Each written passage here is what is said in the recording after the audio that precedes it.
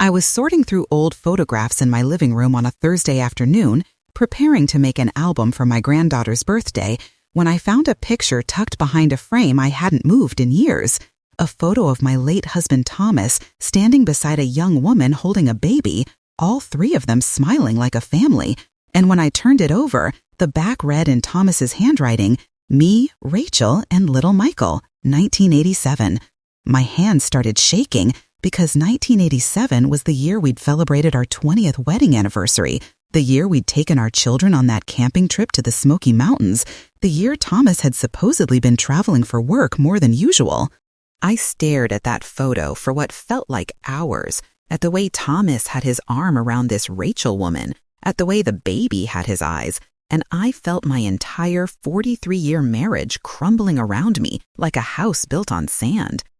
2 days later, a man named Michael Bennett showed up at my door, claiming to be Thomas's son, holding legal documents and demanding his share of the inheritance, and I realized that my late husband's betrayal wasn't just something I had to grieve, it was something I now had to fight. My name is Ann Williams, and I'm 72 years old. I live in a small brick house on Magnolia Street in Charleston, South Carolina, the house where my late husband Thomas and I raised our 2 children over 43 years of marriage. Thomas died 2 years ago from a sudden heart attack. He was 74, a construction supervisor, a man who'd worked with his hands his entire life and who I thought I knew completely. We'd been married for 43 years when he died, and I'd grieved him deeply, purely, believing our marriage had been solid and true. Now, staring at this photograph, I realized I'd been grieving a lie. The woman in the photo, Rachel, was young, maybe mid-20s in 1987, pretty, with long dark hair and a shy smile. She was holding a baby who couldn't have been more than a few months old, and Thomas had his arm around her shoulders in a way that spoke of intimacy, of possession, of belonging. This wasn't a work colleague. This wasn't a distant relative. This was someone Thomas had been close to, someone he'd cared about enough to stand beside for a photograph, to write their names on the back, to keep the picture, even if he'd hidden it. I felt like I couldn't breathe. My hands were shaking so badly I could barely hold the photograph. I calculated quickly.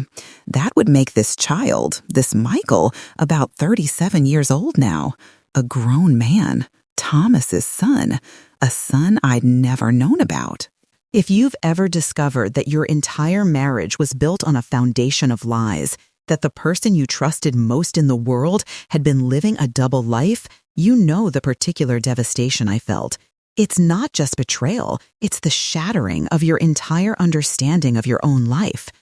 I sat on my couch staring at that photo until the afternoon light faded and my living room grew dark. I didn't turn on any lights. I just sat there trying to process what I discovered. Questions flooded my mind. Who was Rachel? Had Thomas loved her? How long had the affair lasted? Did he have a relationship with this child? Did he support them financially? Did my own children know about this? And the most devastating question of all, had our entire marriage been a lie? I thought about 1987. It had been a hard year in some ways. Thomas had been traveling a lot for work, gone for days at a time on various construction projects across the state. I'd been busy raising our 2 children, Marcus, who was 12, and Jennifer, who was 8.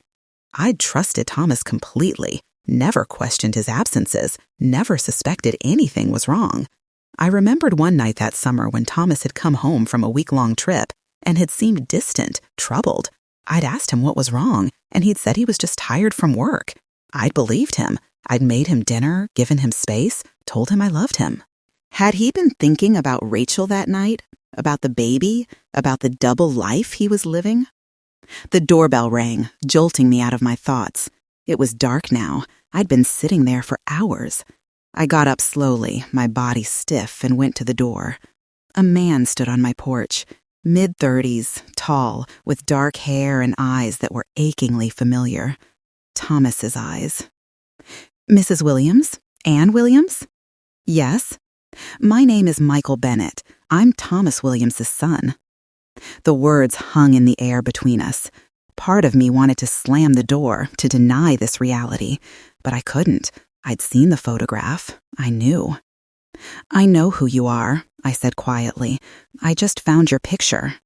From 1987. His expression shifted from wariness to surprise. You didn't know about me? No, I had no idea. Can I come in? We need to talk. Every instant told me to say no, to protect myself from whatever this conversation would bring. But I also needed answers. I needed to understand. I let him in. Michael sat on my couch, Thomas's favorite spot, and pulled documents from a folder he was carrying. He moved with confidence, with purpose, like someone who'd planned this carefully. I'm going to be direct, Mrs. Williams. My mother, Rachel Bennett, passed away 3 months ago. Before she died, she told me the truth about my father. She gave me this. He handed me a letter. It was in Thomas's handwriting. I'd know his writing anywhere. Dated June 15th, 1987. Rachel, I can't leave my family. I know I said I would, but I can't. Anne and the kids need me. But I'll support you and the baby financially. I'll make sure you're taken care of. I'm sorry. I'm so sorry. Thomas. I read it 3 times, each word cutting deeper. Thomas had promised to leave me. He'd considered abandoning our family for this woman and this child. The only reason he'd stayed was, what? Obligation? Guilt? Certainly not love for me, or he never would have considered leaving in the first place. My mother kept this letter her whole life, Michael said. She never married, never had other children. She raised me alone, working 2 jobs, struggling constantly. And the whole time, my father had another family, a legitimate family, a wife who got to keep him. There was bitterness in his voice, but also pain. I understood that pain, though mine came from a different place. Did Thomas support you? I asked. Financially, I mean. Sporadically. My mother said he'd send money sometimes, but it was never consistent, never enough. She could never count on it. Did you know him? Did you ever meet him? Once, when I was 16, I tracked him down, showed up at one of his job sites. He was terrified, I'd tell you. He gave me $500 and told me never to contact him again. $500 to buy his son's silence. To keep his secret buried. Why are you here now? I asked, though part of me already knew. Michael pulled out more documents. Thomas died without a will, which means his estate goes to his legal heirs according to South Carolina law. That includes all biological children, legitimate or not. What are you saying? I'm saying I'm entitled to a share of his estate. This house, his retirement accounts, his life insurance, all of it should be divided among his children. You, Marcus, Jennifer, and me. The audacity of it took my breath away. You want part of my house, the house Thomas and I bought together 45 years ago? It's not about what I want, it's about what's legally mine. I'm his son. I have rights. You're a stranger who showed up on my doorstep 2 years after Thomas died, claiming to be his son based on a photograph and a letter. I have a birth certificate. I have DNA evidence if you want it. I have documentation of financial support my mother received from Thomas over the years. This isn't a scam, Mrs. Williams. I'm his son, and I'm entitled to what's mine. What's yours? You want to take from the family Thomas chose, the family he actually raised? He didn't choose you, Michael said coldly. He stayed out of obligation. My mother was who he loved. You were just the woman he was stuck with. The cruelty of those words hit like a physical blow. But beneath my shock and hurt, I felt something else rising, anger. Not just at Michael, but at Thomas. At the lies, the betrayal, the mess he'd left behind for me to deal with. Get out, I said quietly. Mrs. Williams, get out of my house. If you have a legal claim, you can make it through a lawyer. But you don't come into my home, the home I lived in with Thomas for over 40 years, and tell me he never loved me. You don't know anything about our marriage. I know he wanted to leave you. And yet, he stayed for 43 years, so maybe you don't know as much as you think you do. Michael stood up. You'll be hearing from my attorney. I'm not going away, Mrs. Williams. I deserve what's mine. After he left, I sat in the dark house feeling like a stranger in my own life. Everything I'd believed about my marriage, about Thomas, about myself, all of it was wrong. I thought about the woman I'd been for 43 years, Thomas's faithful wife, the woman who trusted him completely, who'd never questioned his business trips, who'd believed every word he said. That woman felt like a fool. I called my son Marcus in Atlanta. It was late, but I needed to talk to someone. Mama, what's wrong? It's almost midnight. Marcus, I need to ask you something. Did you know your father had another child, a son named Michael? There was a long, terrible silence. How did you find out? My heart sank. You knew? Not until after Dad died. Jennifer and I found some papers in his office when we were going through his things. Financial records showing payments to someone named Rachel Bennett. We confronted him about it before. Wait, you confronted him? When? Another pause. About 6 months before he died, we asked him who Rachel Bennett was and why he'd been sending her money for years. He broke down. He told us about the affair, about the son. He made us promise not to tell you. He said it would destroy you. I felt like I'd been punched. So you've known for over 2 years and you never told me? Mama, Dad was dying. He had that heart attack 6 months after we found out.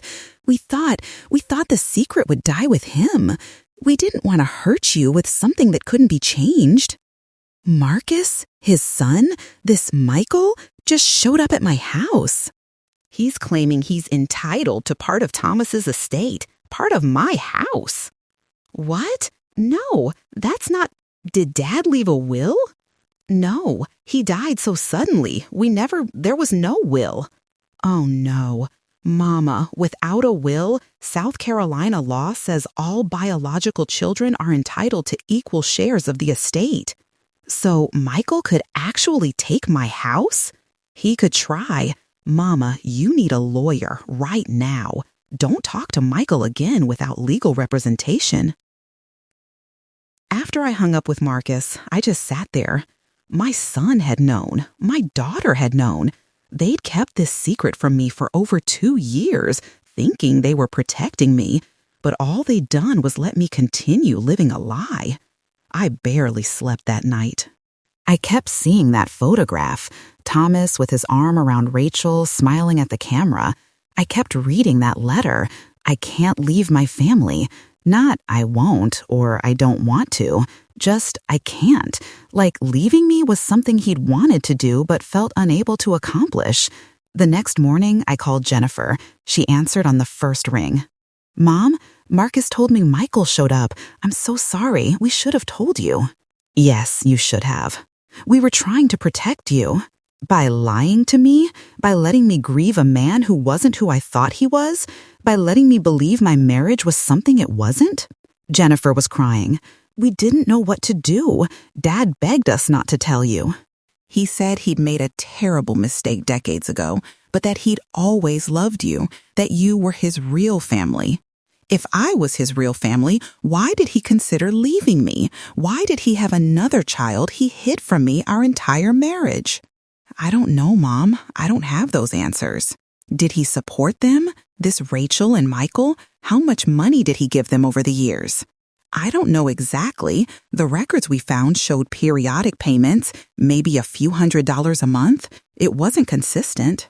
A few $100s a month for decades. Money that came out of our family budget, our savings, our future, going to support a secret family I'd know nothing about. Mom, what are you going to do? I'm going to fight. If this Michael thinks he can just waltz in and take what Thomas and I built together, he's wrong. I don't care what the law says. This is my home, my life, and I'm not giving it up without a fight. I hired a lawyer that same day, Catherine Morrison, a family law attorney who specialized in estate disputes. When I explained the situation, she looked grave. Mrs. Williams, I'm not going to lie to you. Without a will, and if Michael can prove biological paternity, he has a legal claim to a portion of your late husband's estate. In South Carolina, when someone dies intestate, without a will, the estate is divided among surviving spouses and all biological children. So he could take my house? Not exactly. The house was jointly owned by you and your husband, correct? Yes. Then half of it was already yours. Michael can only claim a share of Thomas's half. If there are 3 children, Marcus, Jennifer, and Michael, they would each get a third of Thomas's half of the estate. That means Michael would be entitled to 1/6 of the total house value. 1/6? That's tens of thousands of dollars. Yes, and if you can't pay him his share in cash, the house might have to be sold to divide the assets. I felt sick. There has to be something we can do, some way to fight this. We can challenge his claim. We can demand DNA testing to prove paternity. We can argue that the statute of limitations has expired on any claims he might have had. But Mrs. Williams, if he truly is Thomas's biological son, the law is on his side.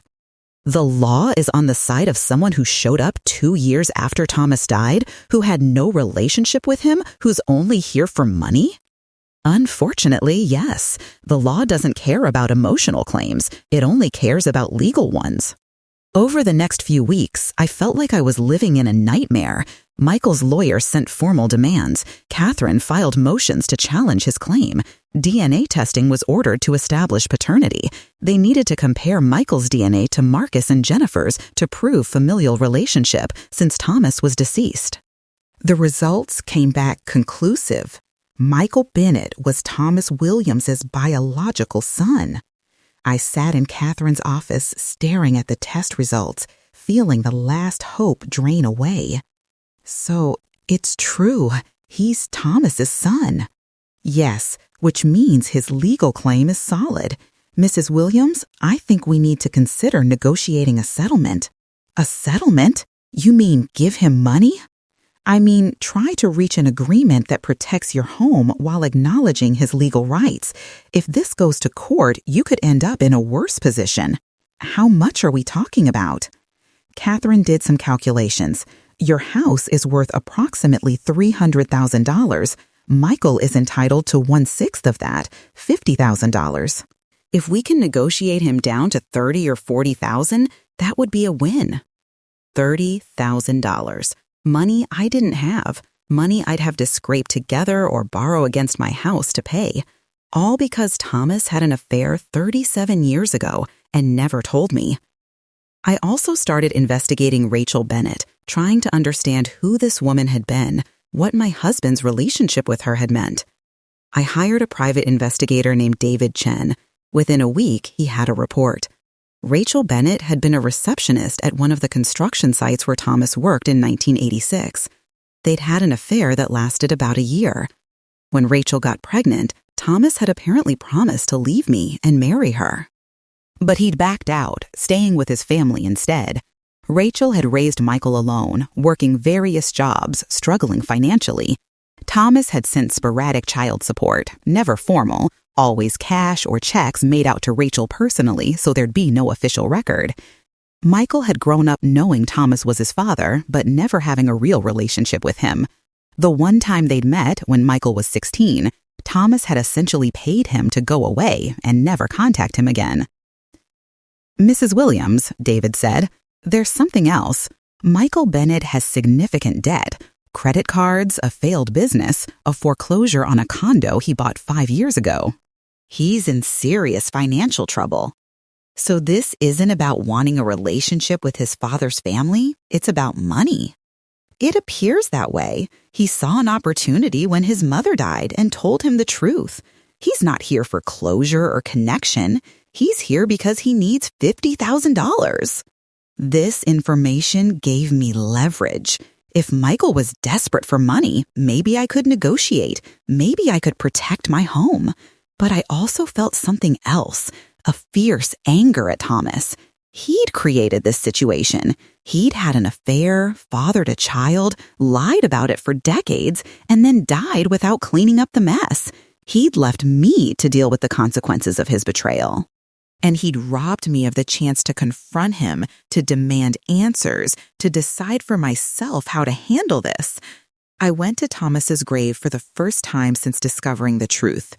I stood looking at his headstone, Thomas Williams, beloved husband and father, and I felt rage building inside me. How could you? I said out loud, not caring if anyone heard me. How could you lie to me for 43 years? How could you have another child and never tell me? How could you leave me to deal with this mess? The stone offered no answers. Thomas was gone. I would never get the truth from him. I would never get an apology. I would never get to tell him how deeply he'd hurt me. All I could do was deal with what he'd left behind.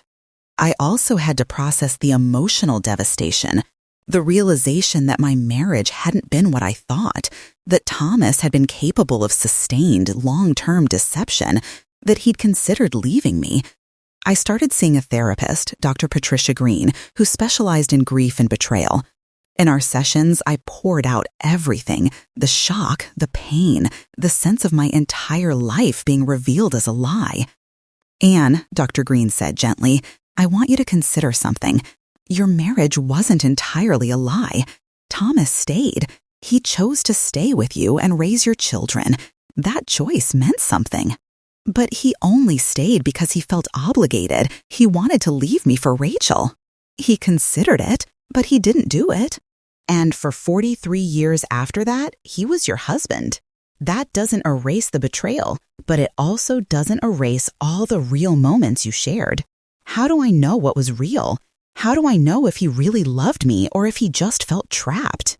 You may never know for certain, but Anne, you also have to decide, do you want to let this revelation destroy everything you remember about your marriage?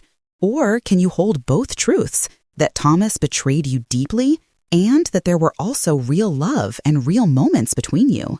I didn't know the answer to that question.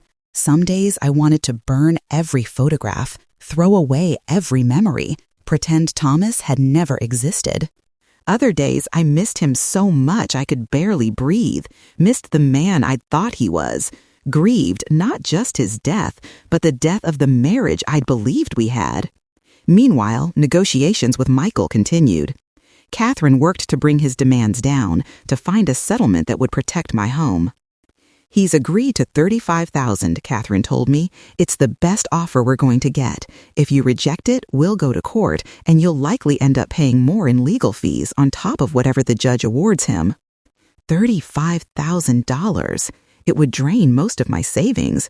I'd have to take out a small home equity loan to cover the rest, but it would keep my house. It would end this nightmare.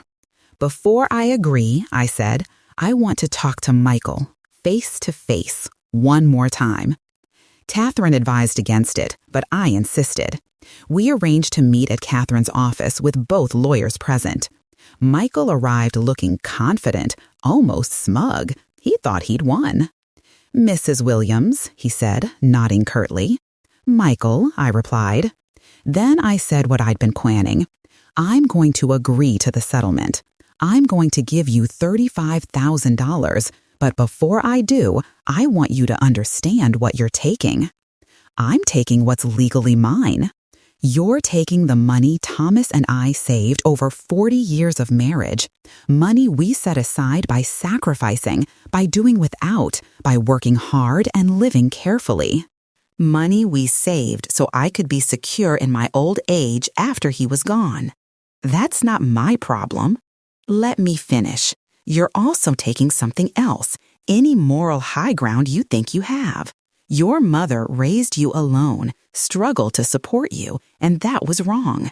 Thomas should have done more. He should have been honest with me and with her. He should have faced his responsibilities instead of hiding from them. Exactly. But you're not here because you care about right and wrong. You're here because you need money. I know about your debts, your failed business, your foreclosure. This isn't about justice. It's about you using a technicality in the law to get money from a widow who didn't even know you existed. Michael's face reddened. I have every right. Legally, yes. Morally, you're taking advantage of your dead father's mistakes to hurt the family he actually raised, the family he chose, whatever his reasons, and you're going to have to live with that. I don't care what you think of me. You should, because here's what's going to happen. I'm going to pay you. I'm going to give you the money, but then you're going to disappear from our lives.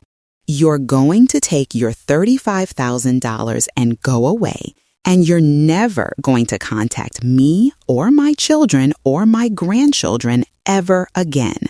You can't tell me. I'm not telling you. I'm informing you. You want the money? Fine, but you don't get the money and a relationship with Thomas's family. You don't get to show up at holidays, call Marcus and Jennifer your siblings, play grandfather to my grandchildren. You get the money, and then you're gone. That's not fair. Fair? I laughed bitterly. You want to talk about fair? Is it fair that I'm 72 years old discovering my entire marriage was built on lies? Is it fair that I have to pay you $35,000 because my dead husband had an affair? Is it fair that you're profiting from a betrayal that nearly destroyed me? Michael had no answer for that. Take the money, I said, but understand that it's blood money. It's money bought with pain and betrayal and the destruction of a widow's peace. And if you have any conscience at all, that will weigh on you. The settlement was finalized a week later. I signed the papers, transferred the money, and watched Michael walk away with a check for $35,000. Catherine put her hand on my shoulder. You handled that with remarkable dignity, Mrs. Williams. I don't feel dignified. I feel robbed. You were robbed by Thomas's lies, by the situation he created, but you protected your home. You stood your ground. And you made sure Michael understands the cost of what he took. Over the following months, I worked on rebuilding my life from the ruins of what I discovered. I had to process not just the affair and the secret child, but the deeper betrayal, the years of lies, the hidden payments, the double life Thomas had been living. I also had to figure out who I was now that I knew the truth. Dr. Green helped me understand something crucial. Anne, you're grieving twice. You're grieving the husband you lost 2 years ago, and you're grieving the marriage you thought you had. Both losses are real and valid. How do I move forward? By accepting that the past was more complicated than you knew, but it was still your life. By honoring the real love and real moments that did exist, while also acknowledging the betrayal. And by deciding who you want to be going forward, someone destroyed by this revelation or someone who survived it. I chose survival. I chose to reclaim my identity as more than just Thomas's widow, more than just the woman who'd been betrayed. I started doing things I'd always wanted to do but had put off. I took an art class at the community center. I joined a book club. I traveled to Atlanta to spend a week with Marcus and his family. I also had hard conversations with Marcus and Jennifer about their decision to keep Thomas's secret from me. I understand you were trying to protect me, I told them both, but you also took away my agency. You decided what I could handle instead of trusting me to make my own decisions, and that hurt almost as much as Thomas's original betrayal. We're so sorry, Mama, Jennifer said, crying. We made the wrong choice. We should have told you. Yes, you should have, but I'm choosing to forgive you because unlike Thomas, you're here. You can apologize, you can do better, you can learn from this mistake. I also had to decide what to do with all the memories, all the photographs, all the pieces of my life with Thomas. Some people might have destroyed everything, erased every trace of him, but I couldn't do that because mixed in with the lies were real moments, raising our children, building our home, growing old together. Those moments had been real to me, even if Thomas's heart had been more divided than I'd known. So I kept the photographs, but I also wrote the truth on the backs of them. Family trip to the Smoky Mountains, 1987, the year Thomas had a secret child we knew nothing about. Our 30th anniversary, 1997, Thomas keeping secrets. Christmas 2015, our last together, me still believing the lies. I wanted the next generation to know the whole truth, not just the carefully curated version of our perfect marriage. One afternoon, about a year after the settlement with Michael, I was working in my garden when my granddaughter Emma came to visit. She was 9 years old, thoughtful and observant. "Grandma, Mom told me something." "She said Grandpa Thomas had another son nobody knew about. Is that true?" I put down my gardening tools and gestured for Emma to sit beside me on the porch. "Yes, it's true." "Does that mean you weren't really married? Like, was your marriage fake?" "No, sweetheart, our marriage was real, but it was also complicated. Your grandfather made some very bad choices early in our marriage, choices that hurt me and hurt other people too, and he kept those choices secret for many years." "Were you mad at him?" "Very mad and very hurt. When I found out the truth, it felt like my whole life had been a lie." "Is that why that man Michael came and took money?" I was surprised she knew about that. "Yes, because of laws about inheritance, Michael was able to claim part of what Grandpa left behind." "That doesn't seem fair." "A lot of things about this situation aren't fair, baby, but I learned something important through all of it." "What?" "I learned that even when people betray us, even when they hurt us deeply, we get to decide who we become afterward. We can let the betrayal destroy us, or we can choose to survive it and become stronger. Which did you do?" "I chose to survive and to become someone who tells the truth, even when it's hard. Someone who doesn't keep secrets that hurt other people." Emma thought about this. "I'm glad you survived, Grandma." "Me too, sweetheart. Me too." Now, if you're listening to this story, if you've discovered that your spouse was living a double life, that your marriage contained secrets and betrayals you never suspected, I need you to hear this. The devastation you feel is real and valid. The sense of your entire life being revealed as a lie, that's a real grief, a real loss. But I also need you to hear this.